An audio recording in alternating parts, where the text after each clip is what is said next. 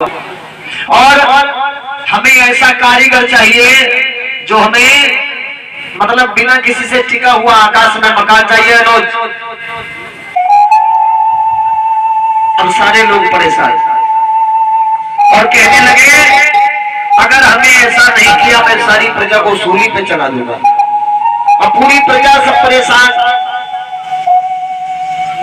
लोगों ने कहा अकबर तो बड़ा राजा कैसा है। अरे देख रहे तुम भैया तो परीक्षित महाराज अकबर बड़े परेशान करने लगा तो लोगों ने कहा बीरबल महाराज जी को बुलाओ, उनके सिवा इसका निवारण कोई नहीं करेगा।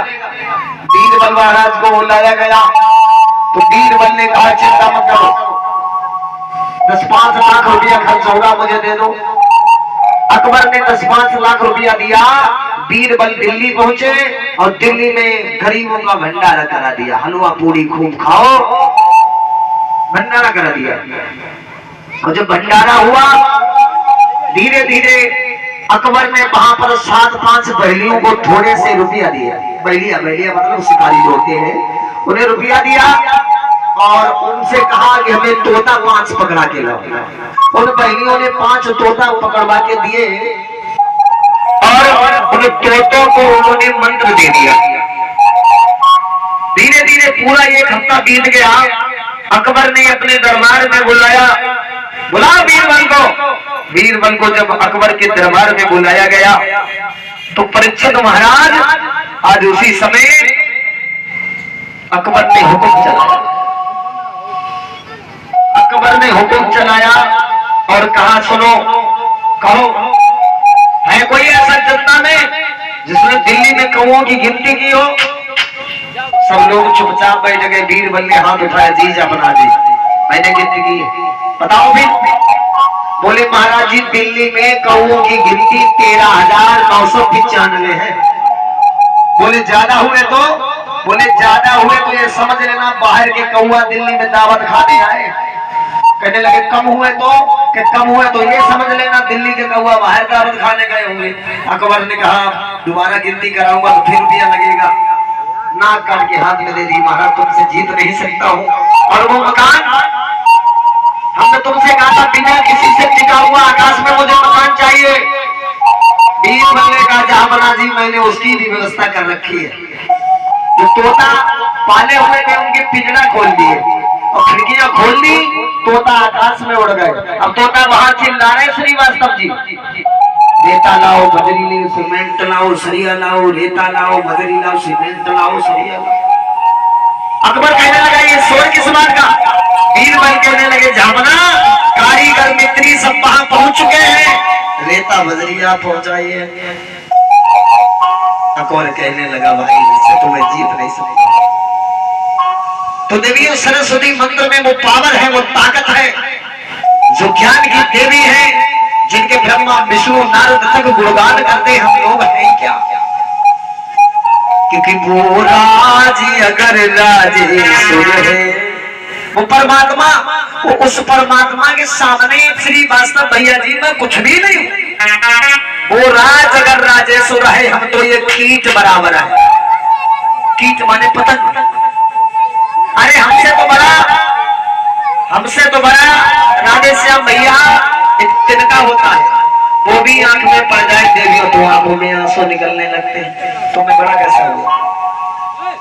बड़ा भया तो क्या भया, जैसे पेड़ खजूर पंछी को छाया नहीं फल लागे। ऐसे व्यक्ति को पढ़ने से क्या फायदा? ऐसे बड़े व्यक्ति को क्या करने से फायदा जो गरीबों की सहायता ना कर सके? अरे जो गरीबों को देखे, गरीबों को समझे, वही तो बड़ा व्यक्ति है, वरना संसार में हर कोई बड़ा है। आए थे शुभ कर्म को, हम तो सब लोग यहाँ भगवान से वादा करके आते। श्रीवास्तव जी माँ के गर्भ में उल्टे लटके होते ना, तो माताओं देवियों बड़े वादा करते, फिर भी दुनिया वालों ने क्या कहा? मिलने की तू कोशिश करना, वादा कभी न करना। हीरो हीरोइन होते ना, वो कभी गलत गाना नहीं गाते। ये नीच लोग होते हैं जिनकी सोच गलती होती है, जिनके विचार गंदे होते हैं, वो उस गाना को गलती ओर ले जाते हैं। कोई गाना गलत नहीं है। आदमी की नियत, आदमी की सोच, आदमी का विचार गंदा है। मिलने की तुम कोशिश करना, वादा कभी करना, वादा कभी नहीं करना। कि मनुष्य इतना स्वार्थी वादा करता है, हे प्रभु हमारे माँ के गर्भ में अंधेरा है, इसमें हाइड्रोजन नहीं चल रही, बल्ब नहीं चल रहा है, ये ईश्वर एक बार अंधेरे से उजाला में निकाल दे।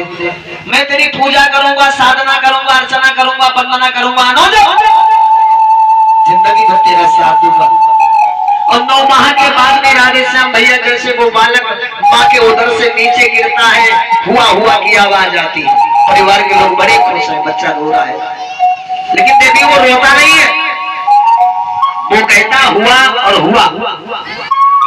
हे प्रभु जब मैं माँ के गर्भ के अंदर था तो मुझे रोज तेरे दर्शन होते थे, न दूध पीने की चिंता, न पानी की चिंता, न पत्नी की चिंता, न पिता की चिंता, न माता की चिंता, न पढ़ाई की चिंता, किसी की चिंता नहीं थी महाराज। और जब से इस मृत लोक में आया, पत्नी की चिंता, बच्चों की चिंता, खेत की चिंता, उनको भी भड़का दूंगा, तुम्हें भी भड़का दूंगा, इतना पागल भी नहीं हूं।